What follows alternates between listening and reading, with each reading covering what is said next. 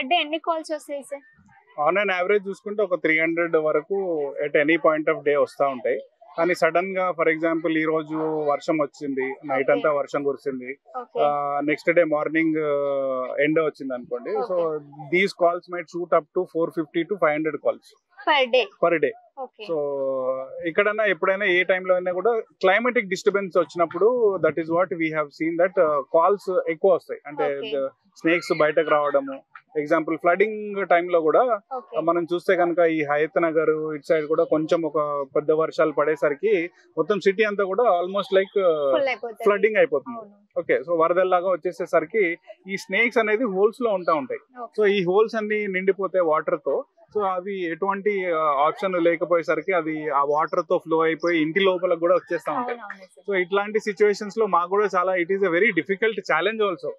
ఎందుకంటే మేము వెళ్ళడానికి మాకు ఇష్టమే, కానీ అక్కడికి పోయే మార్గం అనేది ఉండదు, వాటర్ తో ఫిల్ అయిపోయి ఉంటుంది. సో ఇట్లాంటి సిచ్యువేషన్స్ లో కూడా దగ్గరలో కొంతమంది మోకాళ్ళు నడుము ఎత్తు నీళ్లున్నా కూడా వెళ్ళి పట్టుకునే అవకాశాలు కూడా చూసాం మేము.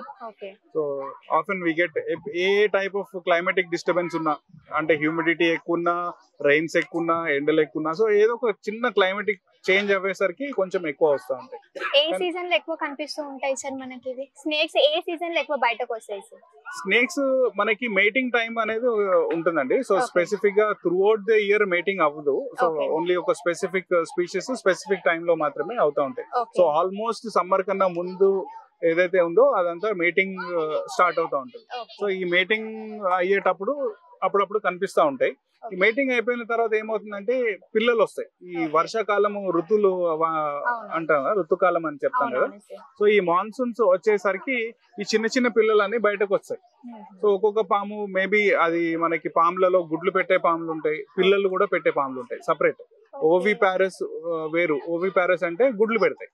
ఓవి ప్యారెస్ అంటే గుడ్లు పెడతాయి కానీ అవి బయటకి ఇవ్వవు. అంటే డైరెక్ట్ గా లోపలనే పెట్టుకుని మదర్స్ వూమ్ లో ఉండి ఆ డెవలప్ అయ్యాక అప్పుడు ఆ ఎగ్ షెల్ తో పాటు ఆ బేబీని కూడా రెండు ఒకటేసారి బయటకి ఇచ్చేస్తాయి. సో వీ హ్యావ్ బోత్ ఓవి ప్యారెస్, వివి ప్యారెస్. చాలా వరకు విన్నదైతే గుడ్డు నుంచి స్నేక్స్ వస్తాయి అని చెప్పేసి వింటూ ఉంటాం. కొన్ని రకాలు ఉన్నాయి ఏంటి అంటే డైరెక్ట్ గా బేబీస్ కూడా పెట్టేస్తాయి అన్నమాట. సో అదైనా ఇదైనా కూడా అన్ని ఈ మాన్సూన్ సీజన్ కల్లా ఆల్మోస్ట్ అన్ని బయటకు వచ్చేస్తాయి. సో ఆ టైంలో ఎట్లా అంటే చిన్న కప్పలు, వీటికి సరిపడే సైజు ఆహారం కూడా ప్రకృతిలో దొరుకుతూ ఉంటుంది. సో ప్రాబ్లీ అందుకే అన్ని కూడా అట్లా మ్యాచ్ అయ్యాయి. డే అండ్ నైట్ ఎప్పుడు అవైలబుల్ లో ఉంటారా? 24/7 లేదండి, 24/7 అవైలబిలిటీ. ఎందుకంటే this is first of all non-government organization, so NGO. So it is formed by a group of volunteers. So ఎవరికి ఎటువంటి పేమెంట్స్ అట్లాంటివి ఏమి ఉండదు. అంటే ఎవరు వాళ్ళు జాబ్స్ చేసుకుంటా ఉంటారు, వాళ్ళ స్టడీస్ చేసుకుంటారు, వాళ్ళ బిజినెస్ ఉన్నారు. సో మా దాంట్లో డాక్టర్స్ ఉన్నారు, ఇంజనీర్స్ ఉన్నారు, సాఫ్ట్వేర్ వాళ్ళు ఉన్నారు. So army also personnels are there. Police department లో కూడా కొంతమంది అవుట్ ఆఫ్ దేర్ ఇంట్రెస్ట్ వాళ్ళు మా దగ్గర మెంబర్స్ కింద జాయిన్ అయ్యేసరికి మేము we have given them membership and also free training. So వాళ్ళ పనులు చేసుకుంటా ఎక్కడైతే ఫ్రీగా ఉన్నారో ఆ టైంలో ఇట్లాంటి యాక్టివిటీస్ అనేది చేస్తా ఉంటాం. ట్రైన్ చేస్తారా సార్ వాళ్ళకి మరి? అవును, చేస్తామండి. So right person with right attitude, in case if we find them, definitely we give free membership and free training. Okay, ఫ్రీగానే ట్రైనింగ్ ఇస్తారా? Yeah, almost like it might take 1 year to 5 years also. అంటే every Sunday we try to keep an awareness program. So because training ఇచ్చే వాళ్ళు కూడా we will not be free for the rest of the days. So weekend లో ఒక రోజు పెట్టుకుంటారు awareness, అంటే ఈ ట్రైనింగ్ ప్రోగ్రామ్స్ అనేది. సో అట్లా ట్రైనింగ్ తీసుకున్న తర్వాత once they are finished then they can also, అంటే స్టార్టింగ్ వెనమస్ స్నేక్స్ కాకుండా నాన్ వెనమస్ స్నేక్స్ తో ట్రైనింగ్ స్టార్ట్ చేసిన తర్వాత మెల్లమెల్లగా వాళ్ళు హ్యాండ్స్ ఆన్ ఎక్స్పీరియన్స్ తో then they go to venomous snakes. So ఎప్పుడైతే వాళ్ళు అన్ని సిచ్యువేషన్స్ హ్యాండిల్ చేయగలుగుతున్నారో then we send them for rescues to public. Sir ఇంకొక క్వశ్చన్ ఉంది సార్. ఇప్పుడు నార్మల్ గా స్నేక్స్ ఉన్నాయి సార్, స్నేక్స్ కి ఎగ్ లేదంటే లిక్విడ్ టైప్ ఇస్తూ ఉంటారు సార్. నిజంగా స్నేక్స్ పాలు తాగుతాయా సార్? స్నేక్స్ అనేది పాలు తాగడంలో నాగపంచమి రోజు, నాగల చవితి రోజు ఈ పాములు ఆడించే వాళ్ళు ఏం చేస్తారు అంటే వీళ్ళు యాక్చువల్లీ ఒక 25 to 30 days ముందే ఇలాంటి పాములని పట్టేసుకుంటారు. ఈ నాగు పాములని పట్టుకుని వాటిని కుండలో బంధించేసి వాటికి ఎటువంటి ఆహారము నీరు ఇవ్వకుండా అట్లా ఎండగట్టేస్తారు. సో పైగా ఏం చేస్తారంటే వాటికి విష కూరలు ఉంటాయి కదా, ఆ కూరలు పీకేసి ఈ విష గ్రంథులు అంటారు, వెనమ్ గ్లాండ్స్. ఆ వెనమ్ గ్లాండ్స్ ని ఐరన్ రాడ్ మంచిగా రెడ్ గా హీట్ గా చేసి ఐరన్ రాడ్ తో ఇట్లా కాల్ చేస్తారు అన్నమాట. అట్లా కాల్ చేసి వాటిని భక్తులు ఎవరన్నా దగ్గర తీసుకెళ్తే వాళ్ళని కరవకూడదు అని చెప్పేసి సైడ్ నుంచి ఇక్కడ ఒకటి స్టిచెస్ కూడా వేసేస్తా ఉంటారు. సో అట్లాంటి కండిషన్ లో ఆ పాముకి డీహైడ్రేటెడ్ అయిపోయి దాని ముందు ఎటువంటి లిక్విడ్ పెట్టినా కూడా తాగే ప్రయత్నం చేస్తుంది. ఎందుకంటే దానికి దాహం, తాగుతుంది, దానికి తెలియదు. కానీ అది లోపలికి వెళ్ళాక పాలు అనే పదార్థంలో లాక్టోస్ అనేది ఉంటుంది. ఆ లాక్టోస్ అనేది పాము జీర్ణించుకోలేదు. ఓకే, సో ఇది మ్యామల్స్ కాదు కదా, రెప్టైల్స్. సో కాబట్టి ఇది జీర్ణించుకోలేవు. కాసేపు ఉన్న తర్వాత అదే వామిటింగ్ చేస్తుంది. వామిటింగ్ చేయకపోయినా కూడా లోపలే ఉన్నా కూడా వాటికి ఇన్ఫెక్షన్స్ వచ్చేస్తాయి. సో ఇట్లాంటివన్నీ కూడా మేము డిస్కరేజ్ చేయడము. సో ఎవరైనా స్నేక్ చార్మర్స్ వస్తే కూడా ఇప్పుడు మాక్సిమం ఒకప్పుడు ఒక few hundreds of snake charmers వచ్చేవాళ్ళు హైదరాబాద్, సికింద్రాబాద్ లో ఇలాంటి ఈవెంట్ లో. కానీ ఇప్పుడు చూస్తే కనుక మహా అంటే 10 మంది కూడా ఎవరు రావట్లేదు. వాళ్ళు కూడా మానేస్తున్నారు. ఎందుకంటే దిస్ ఇస్ నాట్ సేఫ్ అని వాళ్ళకు కూడా అర్థమవుతుంది. సో ఇక్కడికి ఇలాంటి సిటీలోకి వస్తే definitely there will be other people who are working for conservation of snakes. అది తప్పు అని చెప్పేసి even they know that it is against the law. ఎందుకంటే ఈ పాములు అనేది వైల్డ్ లైఫ్ యాక్ట్ 1995 యాక్ట్ లో, so they are all protected.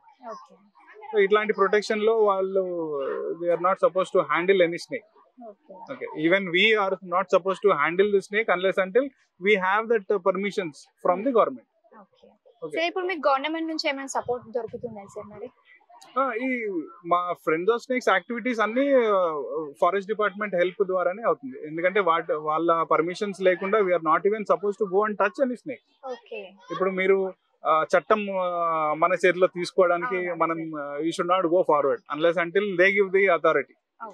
Okay, so ఈ ఫ్రెండ్స్ ఆఫ్ స్నేక్స్ అనేది it is having a full support from the forest department, అటవీ శాఖ నుంచి. సో వాళ్ళే మాకు పర్మిషన్స్ ఇవ్వడము, వాళ్ళే మాకు సజెస్ట్ చేయడము ఈ పర్టికులర్ ఫారెస్ట్ లోకి వెళ్ళి ఇట్లా వదలండి అని చెప్పేసి. సో వాళ్ళు చెప్పినట్టుగా మేము ఫాలో అవుతా ఉంటాం. సార్ ఇప్పుడు నార్మల్ గా మీకు ఇక్కడ ఎక్కడైనా కానీ ఫారెస్ట్ రోడ్ సైడ్ అక్కడ దొరికినాయి, ఆ స్నేక్స్ మీరు ఎక్కడ వదిలేస్తారు మరి? రోడ్ సైడ్ జనరల్ గా పట్టుకునే అవకాశం కూడా ఇవ్వవు. ఐ మీన్ హాని జరుగుతుంది ఇప్పుడు బస్ స్టాప్ లో చూస్తూ ఉంటాం. బస్ స్టాప్ ఇవన్నీ కూడా జనరల్ గా మాకు వచ్చిన రెస్క్యూస్ చేసిన స్నేక్స్ ఏదైనా కూడా అది విషం ఉన్నా విషం లేకపోయినా ఇవన్నీ కూడా ఫారెస్ట్ కి వెళ్తాయి, అడవిలోకి వెళ్తాయి. ఎందుకంటే ప్రాబ్లం ఏంటి అంటే సిటీ ఎంత బిజీ అయిపోయింది అంటే దగ్గర వదిలేస్తే మళ్ళీ వేరే వాళ్ళకి ఎక్కడన్నా వచ్చి మళ్ళీ ఆ పాముని మేము కాపాడాము ఒకసారి, మళ్ళీ వేరే ఇంట్లోకి వెళ్ళి వాళ్ళు చంపేశారు అనుకోండి, మేము పడ్డ శ్రమ కూడా వేస్ట్ అయిపోతుంది. సో అందుకే ఏం చేస్తామంటే కొంచెం మనుషులు లేని కొంచెం దూరం ఉన్న అడవిల్లోకి లోపలికి మరి డీప్ ఫారెస్ట్ లోకి మాత్రమే తీసుకెళ్లి వదిలేస్తా ఉంటాం. So at least we hope that they will be living happily in the forest. Thank you sir. Thank you. అంటే మనం స్నేక్స్ ని చూసిన వెంటనే చాలా భయపడుతూ ఉంటాం, భయపడి వాటిని కొట్టడము లేదంటే కట్టెలతో చంపడము చేస్తూ ఉంటాము. చూద్దాం వాళ్ళు ఏం చెప్తారో లేదంటే ఏం అడ్వైస్ చేస్తారో, ఏ స్నేక్ మనకి హానికరం అలాంటి కొన్ని కొత్త విషయాలు నేర్చుకుందాము. వాళ్ళు ఒక ప్రోగ్రామ్ అయితే కండక్ట్ చేస్తున్నారు, అది లైవ్ లోనే మనం డైరెక్ట్ చూద్దాం. పదండి. Do you guys want to see a big snake or a small snake? Oh my god. Do you guys want to talk to the snake? You want to listen what the snake is talking? Oh my god. Okay. Are you guys able to see that you have seen in the movies just like dancing, right? So are you guys able to see the snake is trying to dance without the music? Okay, it is actually only trying to see wherever their movement is. It is actually not dancing. It looks like dancing, but whenever you see it next time, the snake charmers, you can see that the snake charmer will be dancing more than the snake. So please don't think that the snakes are dancing. They are only standing on the ground and warning. This snake on the back of the hood, are you guys able to see the V-shape or a U-shape mark? That is known as spectacled mark. So that is the reason this snake is known as an Indian spectacled cobra. One more snake will be there, which instead of the U-shape mark, it will have an oval shape, round shape mark. Okay, that snake is known as monocled cobra, which we find it in the Bengal and the upper areas. The snake is not intending to kill you guys. In the morning, what do you guys have in the breakfast? Something. Okay, so you have your menu, idli, vada, dosa, puri, or maybe biryani, or some other thing you have in your own menu, right? So in the snake's menu of food, we human beings are not there. So we human beings are not there in their food menu. So please don't think that the snakes will come and bite you or kill you. They do not have any kind of interest on any human being, and they don't want to waste their valuable venom on the human being also.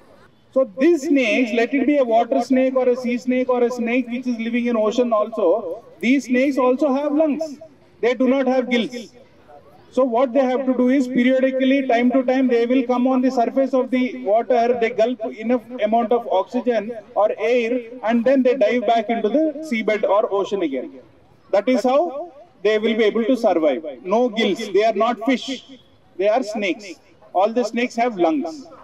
Russell's viper has got some patches on its body. This snake is also having patches, but the patches are very irregular.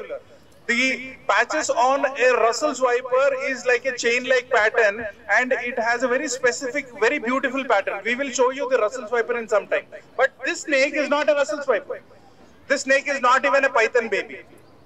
It is a non-venomous snake. But people try to kill the snake because people think that this snake will lick your body, or you touch the snake or snake touches your body, same kind of patches will be transferred on your body. So are you guys able to see any patches on my face or his face? Okay, so even if we have patches, those patches will not be have been transferred from the snake to our bodies. Okay, so this is not a tattoo machine. Okay, this is not a tattoo machine, or neither it will come to your marriage for mehendi. Okay, no, this is a common sand boa. It does not transfer any patches to a human body. This is only a false information. Clear? This snake is known as a two-headed snake. It has heads on both the sides.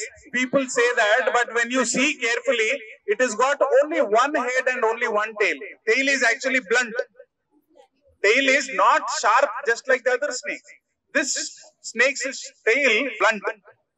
It looks like a head, but it is not a head. It has got only one head and only one tail. But what the snake charmers do is, they take some kajal. You guys know kajal? You apply in your eyes? Okay, not the heroine kajal. Okay?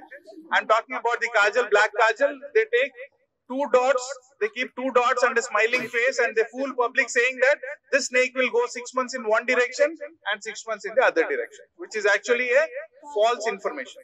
Because this snake does not have calendar, because it does not have any pockets also to keep the calendar, correct? So this snake has only one head and only one tail. It has two heads only in its name, but not on its body. Its actual name is red sand boa. Red sand boa. Okay. What the snake does is, okay, whenever the snake is disturbed in the wild, for example, a cat, a dog, or any bandicoot, or big rats, or any animal is trying to attack the snake. Okay, this snake will coil around and keep its tail in the air, and it will try to wag its tail like this. So whatever is the animal it is trying to attack this particular snake, it will think that this is the head, and it will actually keep attacking the tail. In the meanwhile, what happens? This snake will dig itself or go under the soil.